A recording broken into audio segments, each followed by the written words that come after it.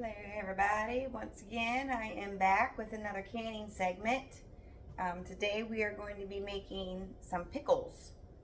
So I have been picking the cucumbers out of the garden, and I have just enough to make a round of pickles in the canner. So I'm going to show you guys how to do that today. First you're going to want to wash your cucumbers. If you've never grown cucumbers before, and don't be surprised when you go to pick them because they have little pricklies on them, kind of like a cactus would, and they can prick your hand pretty good. So just be careful when you're picking them. The ones in the store, they don't have the little pricklies on them at that point.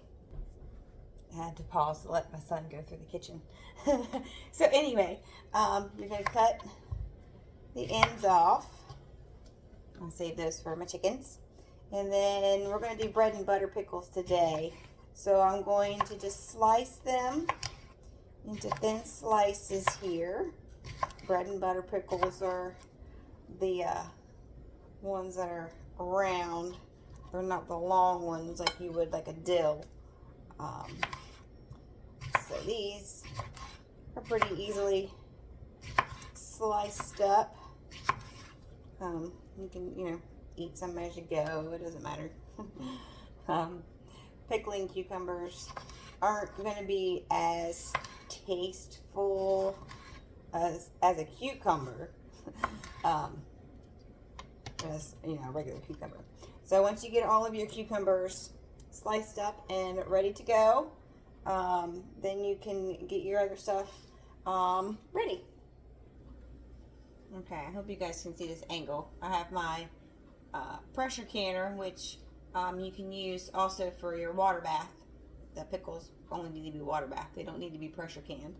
And then this is the pot that I will use for the pickling juice. You want a non-reactive pan, which means don't use aluminum. You want something that is stainless steel for the pickling brine.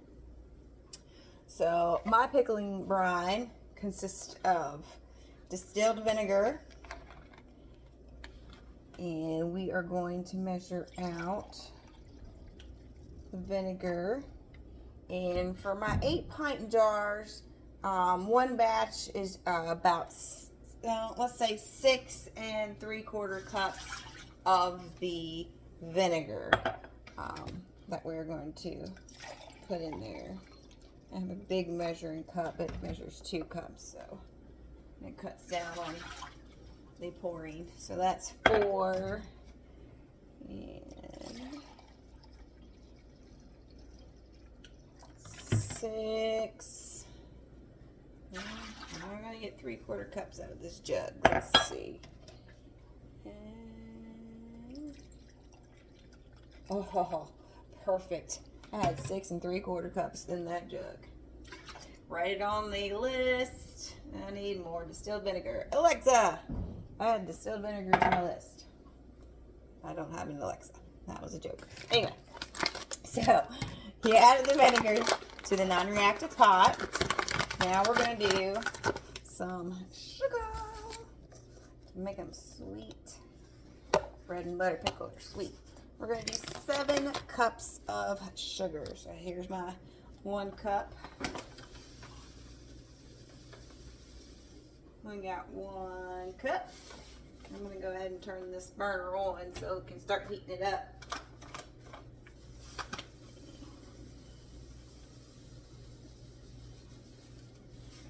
2. Kind of spread it around in there a little bit so it doesn't burn. We'll call that 3. I do have more sugar. Don't worry. Alright. I got 3 cups of sugar in there already.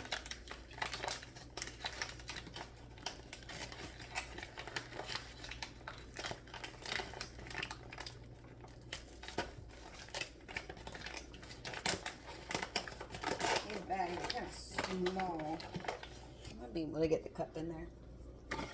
3, 4, 5, 6, and 7. All right.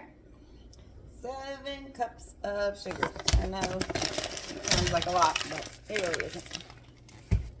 Okay, and I'm going to put the lid back on this so it doesn't smell up the house too much, even though it's going to be smelling pretty good here in a little bit. All right, so you're going to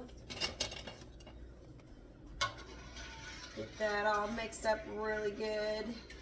The sugar will eventually melt once it gets hot enough. And then also to the vinegar and sugar that you put in the pot, you're going to add your spices. You can do a packet of like Mrs. Wages. That brand has bread and butter, pickles, kosher dill, sweet. They have relish packets. Or you can pull out an old recipe from a family member, grandmother, grandparents, whoever, for their pickling brine. But that will all go into the pot as well. For mine, for these bread and butter pickles, to save time, I went ahead and got the packet, which is pretty daggone close to what spices and stuff that I put into mine. Salt, mustard seed, celery seed, you got your dehydrated onions, citrus acid, just a whole bunch of stuff that's actually already in the packet.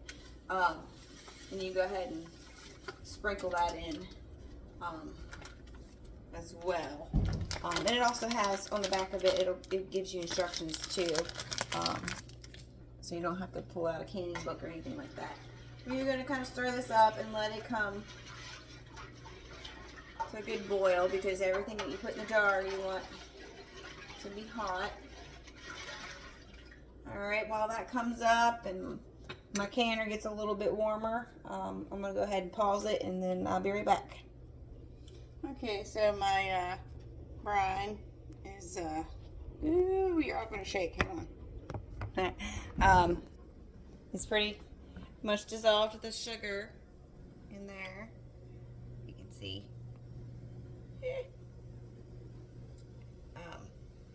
So, like, you know, the seeds and stuff, they're not going to dissolve or anything, but make sure that the sugar is good and dissolved.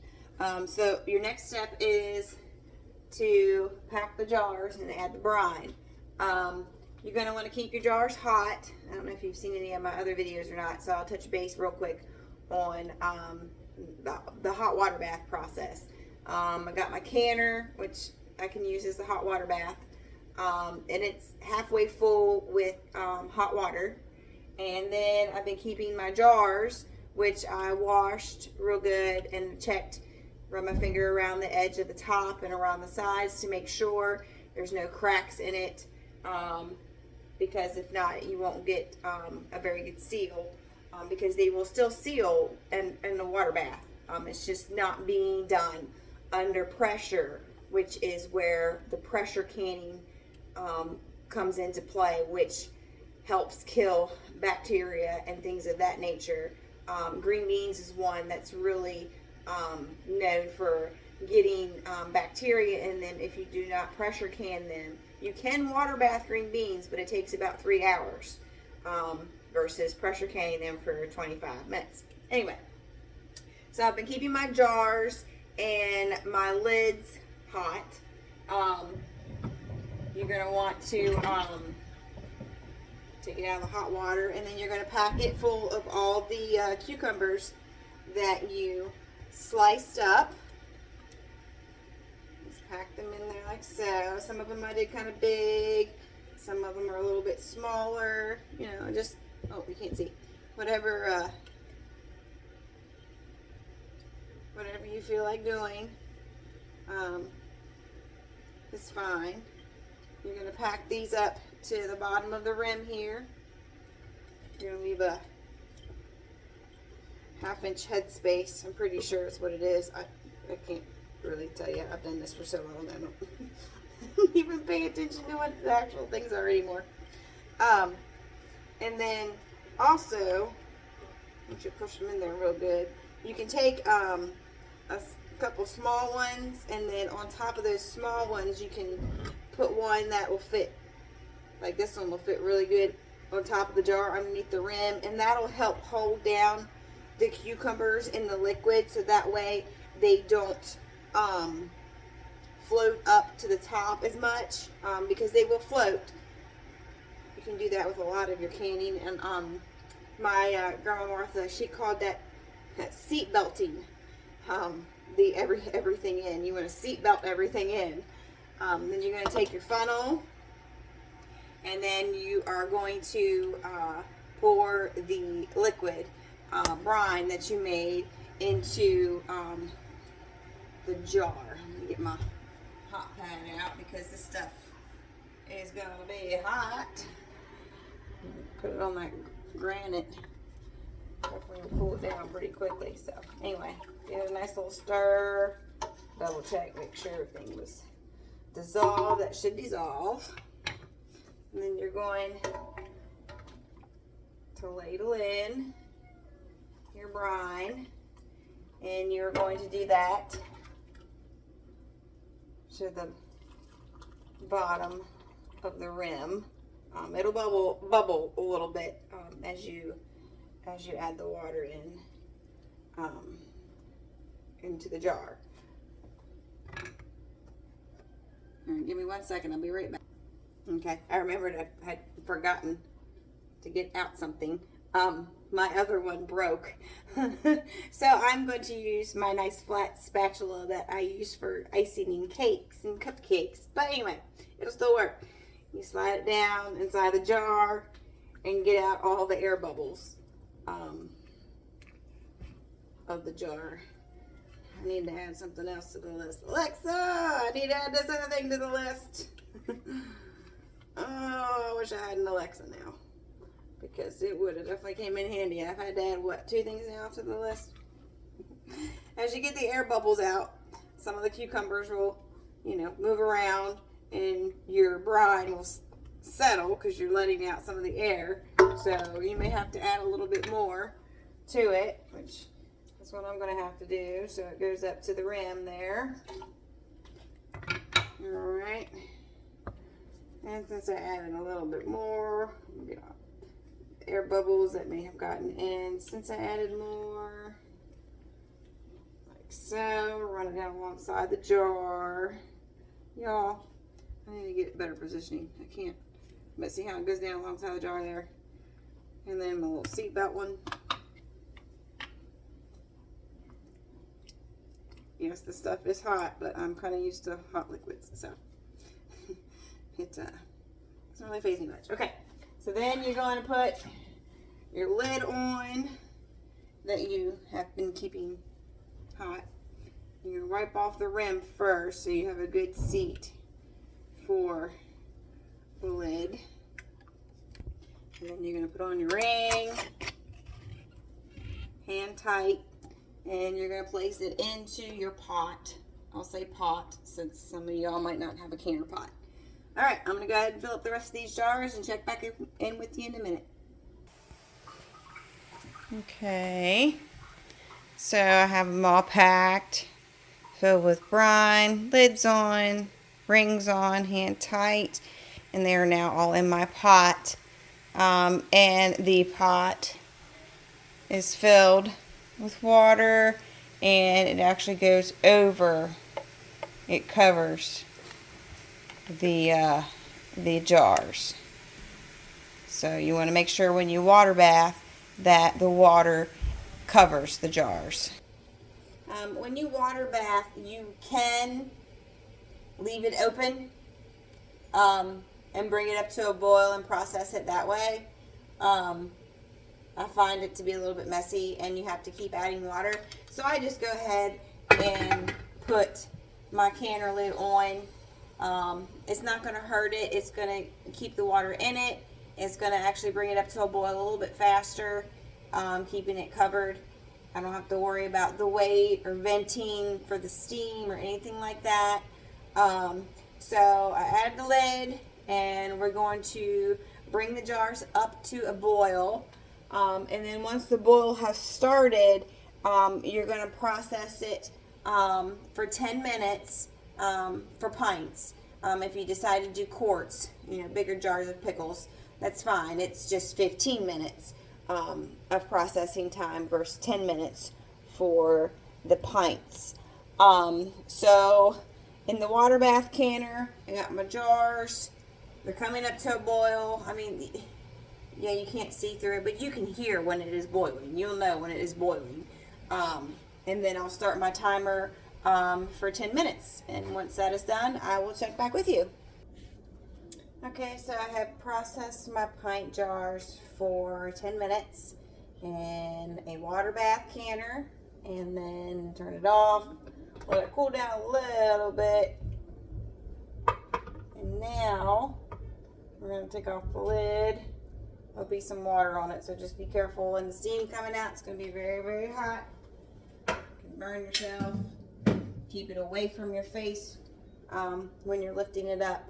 And then you can see here inside. See, it's still a little bit bubbly.